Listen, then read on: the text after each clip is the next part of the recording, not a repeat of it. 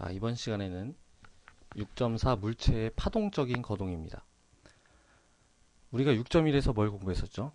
빛의 파동성을 공부했었죠. 빛은 파동이다 이겁니다. 그리고 6.2에서는 또 뭘 배우냐면은 빛은 입자다 이거예요. 빛의 입자성. 그래서 광자 하나의 에너지는 E는 hν 이런 식으로 계산할 수가 있었죠. 자, 어떻게 도대체 그럼 빛은 파동인가요? 입자인가요? 이게 받아들이기는 힘들지만 빛은 파동이면서 동시에 입자입니다. 완벽한 파동이면서 동시에 완벽한 입자예요. 어떤 상황이냐에 따라서 완벽히 파동적인 거동을 하기도 하고 완벽하게 입자적인 거동을 하기도 합니다. 그러니까 어떤 미시적인 세계에서는 파동이랑 입자를 나누는 게 의미가 없다는 거죠. 예. 자, 근데 이제 이런 와중에 드 브로이라는 과학자가 생각을 했어요.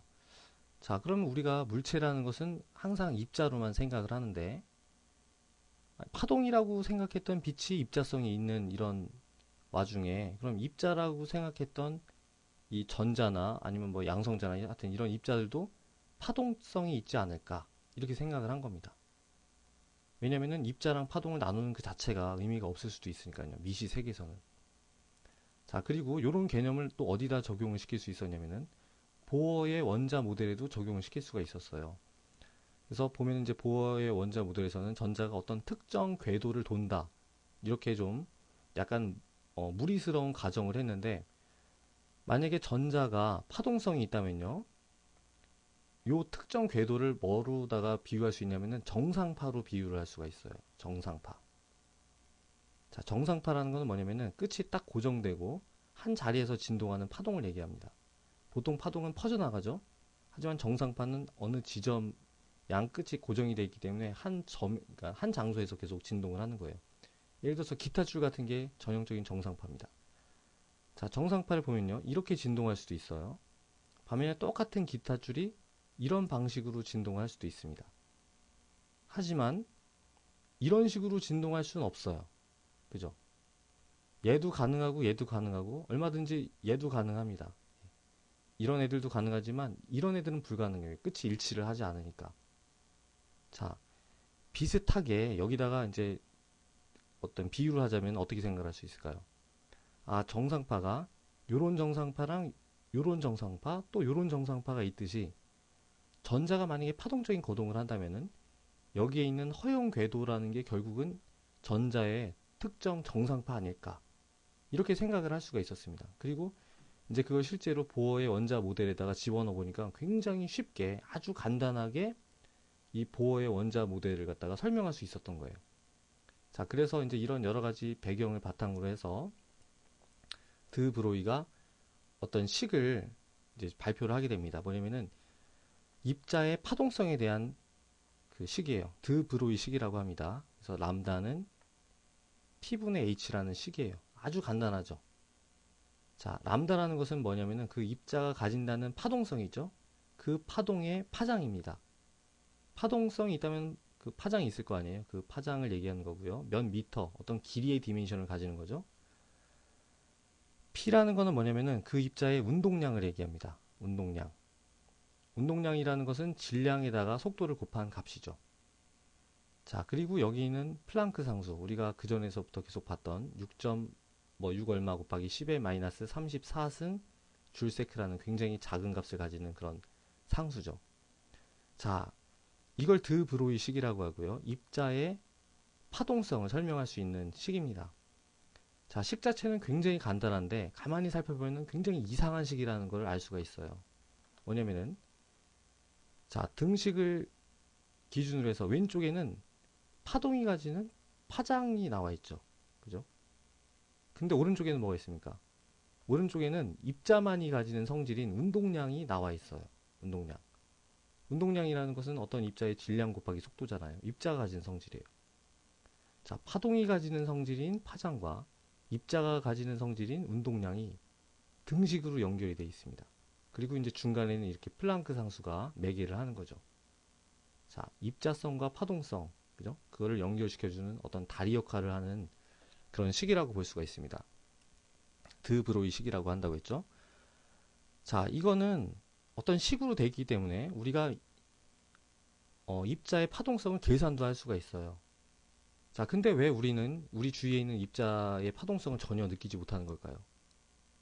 자, 왜냐면은 플랑크 상수가 굉장히 작기 때문에 그래요. 플랑크 상수가 작고, 만약에 우리 주위에 있는 입자들은 대체로 요 P가 얼만큼 될까요? 대충 1kg에 1m/s 정도의 이런 그 값을 가진다고 생각을 할 수 있겠죠. 전형적인 이 값을 대입을 하면은 이 람다가 뭐가 나옵니까? 어마어마하게 작은 값이 나와야 되는 거죠. 만약에 1kg에다 1m를 집어넣으면은 람다는 6.6 곱하기 10의 마이너스 34승 미터가 나오는 거예요. 너무너무 작고 물리적 의미가 없습니다. 이거는. 그죠? 측정할 수도 없는 거죠. 그래서 우리 주위에 있는 입자에 대해서는 우리가 그 입자성만 느끼고 파동성은 느끼지 못하는 거예요. 만약에 파동성이 있다고 하더라도 너무너무 작은 파동이기 때문에 측정 자체가 불가능한 거죠. 하지만 질량이 아주 작은 입자가 있다고 생각을 해보세요. 질량이 아주 작습니다. 질량이 작으면은 플랑크 상수도 작기 때문에 람다가 이제 측정할 수 있는 수준의 큰 값을 가질 수 있게 돼요. 그죠? 질량이 작으면은 얘가 고정돼 있으니까 람다는 이제 충분히 클 수 있습니다. 자, 질량이 작은 입자 뭐가 있을까요? 그죠? 바로 전자가 있습니다. 전자. 전자의 경우에는요, 이 람다가 충분히 측정할 수 있는 값이 됩니다. 자, 간단하게 이제 대입을 해보면요, 뭐 예제 6.5에도 나와 있지만은 속도가 6 곱하기 10의 6승 미터 퍼 세크인 전자예요. 전자의 질량은 9.11 곱하기 10의 마이너스 28승 g이랍니다.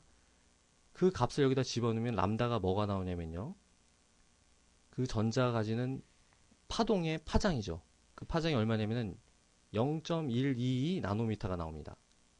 자, X성 정도 되는 파장이죠. 충분히 측정할 수 있습니다. 자, 그래가지고선 실제로 실험을 했어요. 실험을 해서 이제 만약에 이런 물질파가 실제로 존재한다면 그 파장을, 요만큼의 파장을 가진 어떤 빛은 아니고 어떤 파동이 검출돼야 되겠죠. 근데 해보니까 실제로 검출이 됐어요. 실제로 정확히 이식을 따르는 그 파동이 검출이 됐습니다. 그래서 이제 이게 확실하게 존재하는 식이구나 이렇게 밝혀진 거죠. 그 다음에 우리가 이제 이 파동을 갖다 뭐라고 하냐면 물질파라고 합니다. 입자가 가지는 파동적 성질의 그 파동, 그걸 물질파라고 하는데요. 물질파의 파장이 0.122 나노미터다 이런 뜻이죠. 자, 그런데 이 물질파라는 것을 이제 보면은 굉장히 뜬구름 잡는 소리 같죠. 뭐 우리 일상하고는 완전히 상관이 없고, 예, 아주 추상적으로만 존재하는 그런 파동인 것 같은데 이거를 일상생활적으로 이용하는 예도 있습니다. 여러분들이 최소한 한 번 이상은 이 물질파로 찍은 사진을 보셨을 거예요. 자, 그게 뭐냐 하면은 바로 전자현미경입니다. 전자현미경. 자, 전자현미경에서는요, 빛을 가지고선 보는 게 아니라 전자의 물질파를 가지고선 대상을 관찰하는 거예요. 왜 그냥 빛으로 보면 되지 굳이 물질파로 보는 걸까요?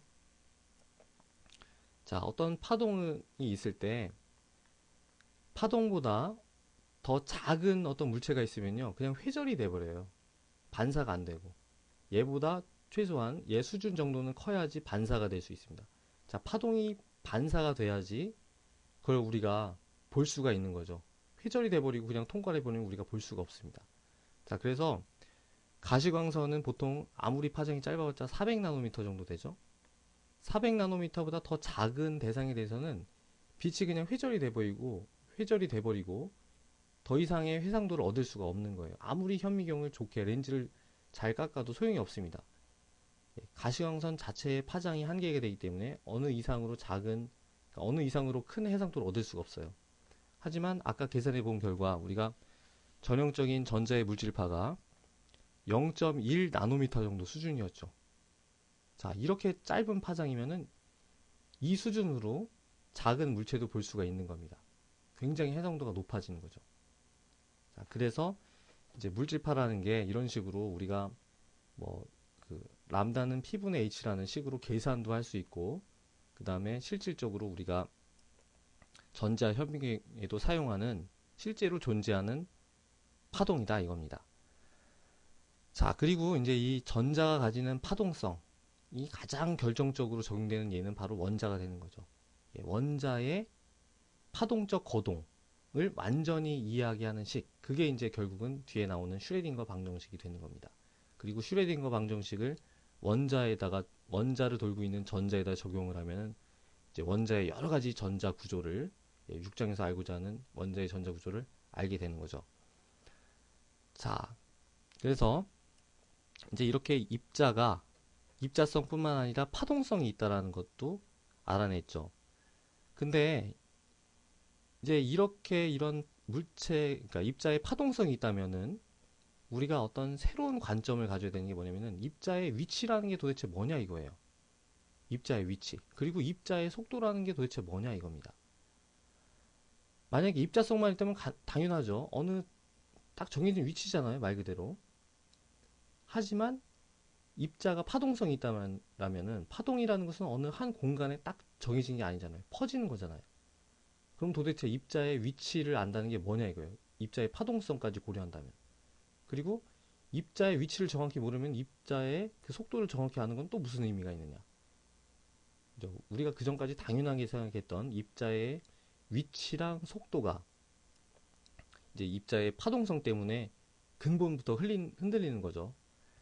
자, 이런 거에 대한 이제 철학적 접근을 해가지고 어떤 원리를 만들어냈는데요. 그걸 그 하이젠버그의 불확정성 원리라고 합니다. 불확정성 원리. 자, 불확정성 원리에서 얘기를 하는 건 뭐냐면은 입자의 파동적인 거동 때문에 입자의 위치와 운동량을 동시에 정확히 측정할 수가 없다 이겁니다. 만약에 입자가 완벽한 입자적인 거동을 한다면 위치랑 운동량을 동시에 정확하게 측정할 수 있죠. 하지만 입자의 파동적인 거동 때문에 위치와 운동량을 정확하게 측정할 수 없다 이거예요. 자, 위치의 불확정도를 델타 X라고 하고요. 운동량의 불확정도를 델타 P라고 하면은 둘을 동시에 정확하게 측정할 수 없다는 것은 식으로 어떻게 표현될까요? 곱해서 항상 어떤 값보다는 같거나 크다는 의미가 되겠죠. 그 값이 뭐냐면은 바로 4파이분의 H다 이겁니다. 4파이분의 H. 그래서 이거를 하이젠버그의 불확정성 원리의 한 표현이라고 해요. 자, 이 델타 X하고 델타 P만 있는 게 아니라 델타 E와 델타 T 뭐 이런 것도 있고 각운동량과 각도 이런 것들도 있습니다. 자, 어쨌든 이제 가장 흔한 표현은 요거죠. 입자의 위치랑 입자의 운동량을 동시에 정확히 측정할 수 없다 이거예요.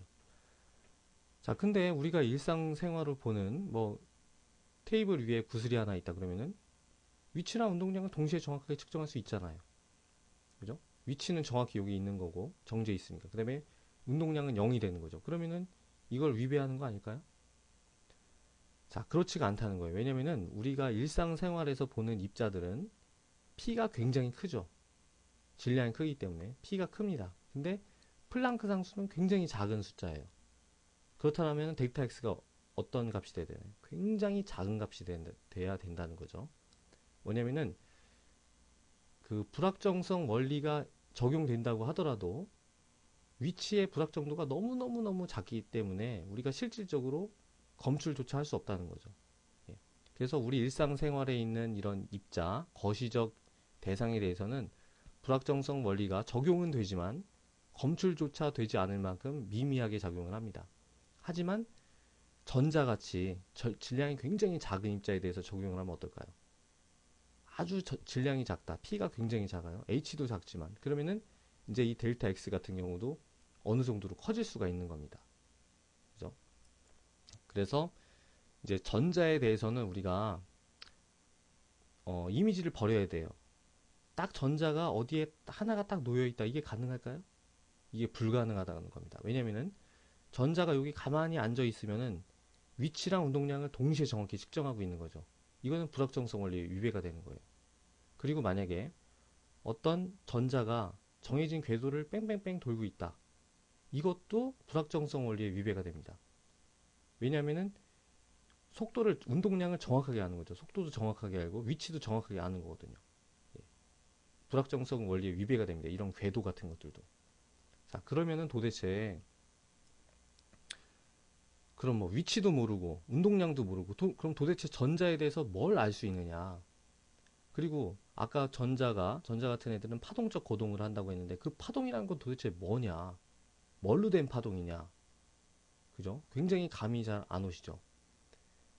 자, 이거에 대한 구체적인 내용은 이제 슈레딩거 방정식에서 더 구체적으로 나타납니다. 근데 그냥 결론적으로 말을 하자면은 우리는 전자에 대해서 더 이상 궤도로 얘기할 수는 없고요. 우리가 전자에 대해서 최대한 알 수 있는 건 뭐냐면은 확률 분포밖에 없습니다. 예. 뭐냐면은 전자가 어느 구역에서 발견될 확률이 얼마다. 이렇게밖에 얘기할 수가 없어요. 과학기술이 발달이 안 돼서 모르는 게 아니라 그게 자연 법칙이 그렇게 돼 있습니다. 예. 우리가 전자에 대해서 알 수 있는 최대로 전자에 대해서 알 수 있는 사실은 뭐냐면은 우리가 계산을 해가지고선 전자가 정확히 어디 있다 아니면 어떤 궤도를 돈다 이렇게 알 수 있는 게 아니라 아무리 계산을 해서 정확하게 안다고 하더라도 결국 알 수 있는 거는 어느 수준이냐면은 전자가 어느 구역에서 발견될 확률이 얼만큼이다. 그거밖에 알 수가 없습니다. 자, 그래서 이제 이런 여러 가지 지금 뭘 봤습니까? 물체의 파동적인 거동 그리고 전자같이 질량이 작은 애들은 파동적인 거동이 굉장히 크다라는 거죠. 자, 그럼 이제 뭐가 필요할까요? 전자의 파동적인 거동을 통일성 있게 설명할 수 있는 어떤 그 법칙이 필요하겠죠. 어떤 방정식. 그죠? 그게 바로 슈레딩거 방정식입니다. 슈레딩거 방정식은 이제 물론 전자가 아닌 다른 대상에도 적용할 수 있지만은 전자에 많이 적용을 하죠. 전자의 파동적 거동을 완전하게 설명할 수 있는 식. 그게 바로 슈레딩거 방정식입니다. 그리고 그렇게 이해한 전자의 파동적인 거동을 원자에다가 적용을 시키면은 뭐가 나오나요? 이제 오비탈이라는 해가 나오는 겁니다. 자, 그래서 그거에 대한 구체적인 내용은 이제 그 다음 내용인 양자역학과 오비탈에서 살펴보도록 하겠습니다.